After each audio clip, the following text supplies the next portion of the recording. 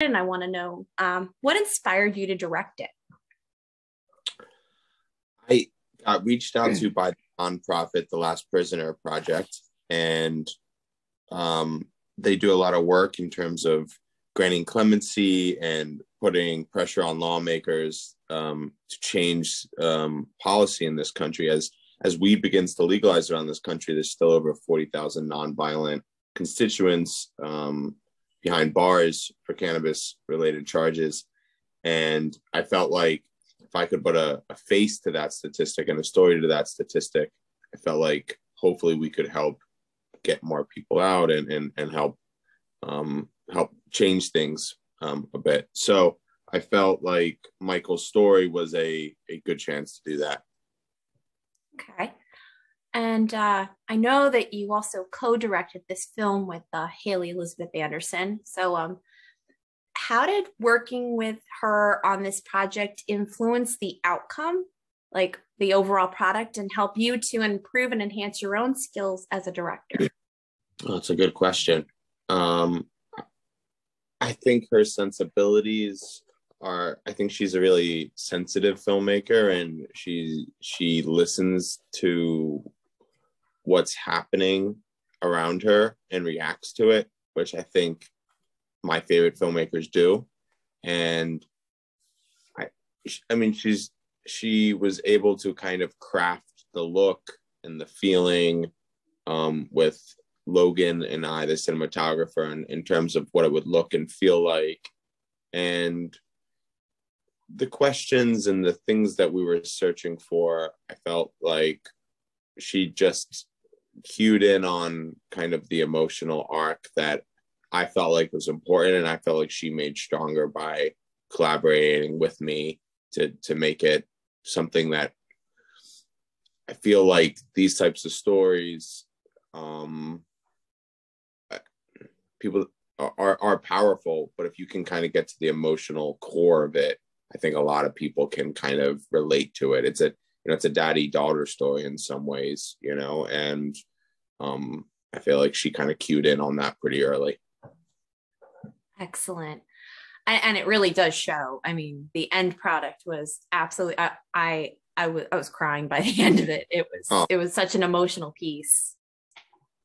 I'm glad it resonated with you. That's good to hear. Great.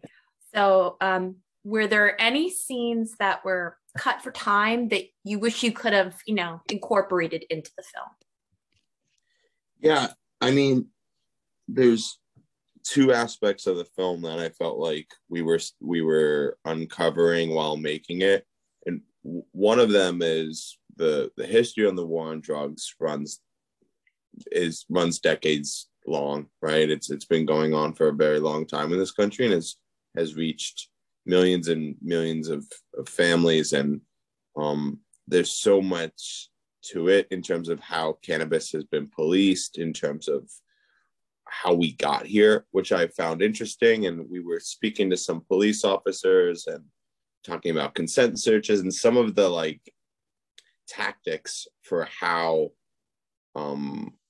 cannabis became, one of the easiest ways to kind of get put in the system. So we were looking at that, but it's so big, so it was kind of hard to kind of wrap that into this film. And then also Michael's story has it, we only captured the last year of it, but he's had an amazing journey. He's 70 years old, so his story runs really long in terms of what he's experienced in before he went to prison. He won a double NAACP award. He led a gang walk in Flint, which got him the key to the city. So his story, I felt like we talking to other people, it felt like we could even tell more of his story to kind of understand the type of person he was, and also what he's gone through while being incarcerated. But again, we felt like to try to have the most impactful film to help bring awareness to the topic that we found really important. We tried to keep it pretty pretty tight in terms of the facts. So there was definitely a lot on the floor, but we tried to just make sure that it was, as impactful as possible, because that was the goal of what, we all set out and, to do with the film.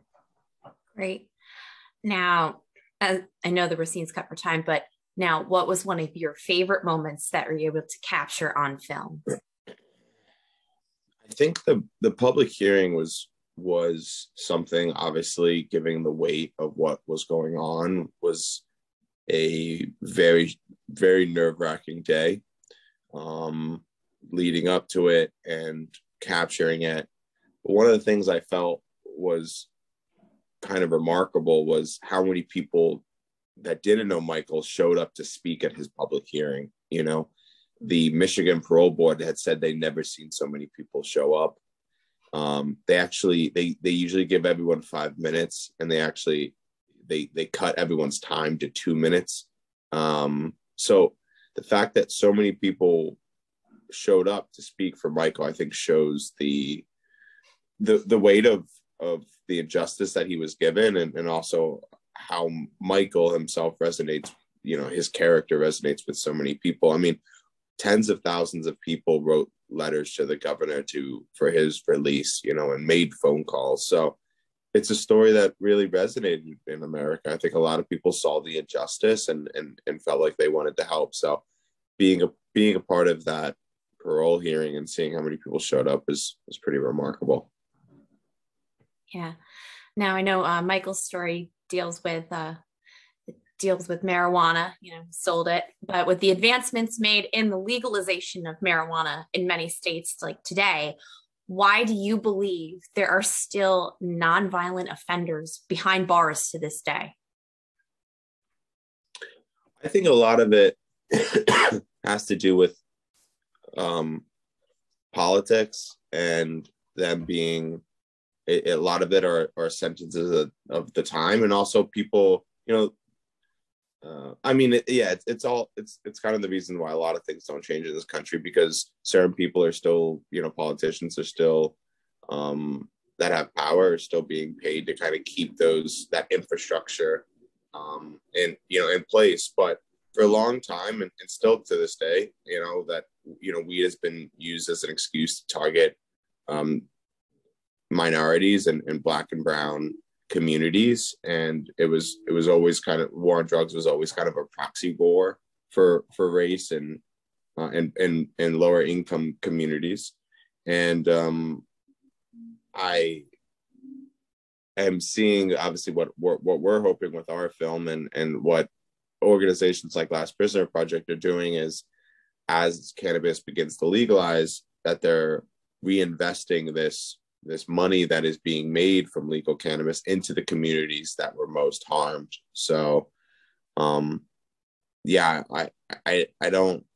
think it'll always, I'm hopeful that, again, that these nonprofits and as more awareness is made, that more people will continue to get released. Great. Now, through filming the documentary, what did you learn yourself about the war on drugs that many of us don't understand or realize? Oh, that's hard.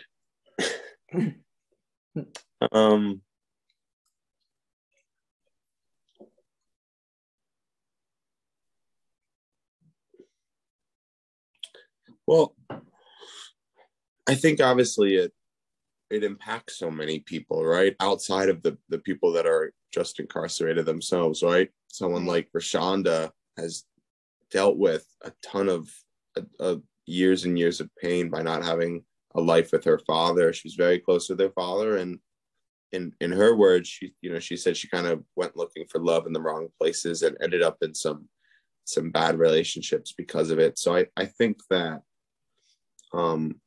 none of us can really fully comprehend how the war on drugs has impacted so many families and communities in this country, because I think its touch stretches deeper than any of us can really understand. But seeing and learning from what Rashonda has gone through has made me kind of understand that it's more than just the person that's incarcerated. It's Rashonda, it's her daughters not having a grandpa, it's them having grandchildren and not having a great grandpa to introduce to, and kind of leaving a wound in Rashonda's life that feels like it'll never really heal. And that's tough to have a life, to live a life like that when it feels like something's always missing. So yeah, I think the war on drugs has done more damage than any of us can really fully comprehend. All right. Now, what message do you hope viewers take away from The Sentence of Michael Thompson? Yeah, I hope they want to continue to help spread awareness for these people that are still behind bars for cannabis offenses. Obviously, the film was kind of a testament to grassroots activism in the sense that we launched a campaign in June 2020 to help get Michael out, and this film is kind of an encapsulation of that. But if more people are able to kind of write letters and make phone calls and help share stories, I think we'll continue to put pressure on lawmakers and people in power that as weed begins to legalize around this country, that they'll continue to resentence, grant clemency, and create social equity for the people that were most harmed by the war on drugs. Okay. Well, I do want to step away from your documentary making because I know in addition to filming documentaries, you also have some experience in directing music videos. I saw your work. You worked with the Lumineers and Modest Mouse, to name a couple. Now, how did you get into work with music videos, and how does it compare to doing work on documentaries? I started doing music videos as a way to kind of get my foot in the door. I was kind of looking to, be a filmmaker, and it's an easy way to kind of show off to try different ideas and tell different stories and try to figure out the type of stories that resonate with you and the type of things you're trying to say. So I kind of used it as a vehicle early on in my career to do that. And obviously a lot of my music videos have a lot of documentary elements in them. So I was kind of always drawn to wanting to make documentaries and tell real stories and champion real characters that I find beautiful and interesting and intriguing and unique. And I felt like music videos early on were a chance for me to kind of do that. And I still think they're a great medium. I think that they don't get as much respect as I think they deserve, because I still think that they can be this amazing expression of creativity where we can try out different ideas and express ourselves in different ways that I think sometimes 3-act structures and other forms of entertainment and art are a little bit limiting. And I think music videos still can be this amazing thing. Awesome. Now, what has been one of your favorite music videos to shoot to date, and who would you like to work with in the future if you make another one? It's a good question.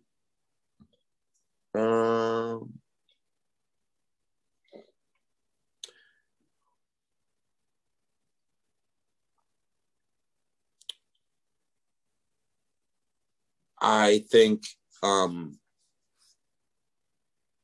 getting to work with Modest Mouse was really like incredible, because I'm a really big Modest Mouse fan. So Same. Oh, cool. Yeah. So I like getting to work with Isaac and get to know him on a personal level and talk through ideas and kind of be able to use my ideas in through their music was kind of surreal in a really really beautiful way. And yeah, just that whole experience, getting to do that last year was really beautiful. Artists that I would like to work with in the future. I don't know. There's so many that I'm like inspired by, but I really like Alex G from Philadelphia. He's someone that I continue to love his music and would love the opportunity to work with him. Awesome. All right, Kyle, last question. Are there, after doing the Sentence of Michael Thompson, are there any upcoming projects that you are working on or in the works that you can share with us? Nothing I can share right now. Everything's kind of just in development stages, but I will say this movie, I'm hoping, has a really long life and reaches a lot of people. So I appreciate the platform, and I hope people check out the film and are able to check out The Last Prisoner Project, because the work that they're doing is really important in terms of providing a platform. Continue also with like the ACLU and other great nonprofit organizations that are creating a playbook of sorts for lawmakers as they begin to legalize cannabis around this country, that how it's policed moving forward. It needs to be deschedulized everywhere, and consent searches need to be ended, and obviously social equity needs to be granted. So I'm hoping people on your platform will check out The Last Prisoner Project and other nonprofits that are doing this important work as cannabis begins to legalize around this country.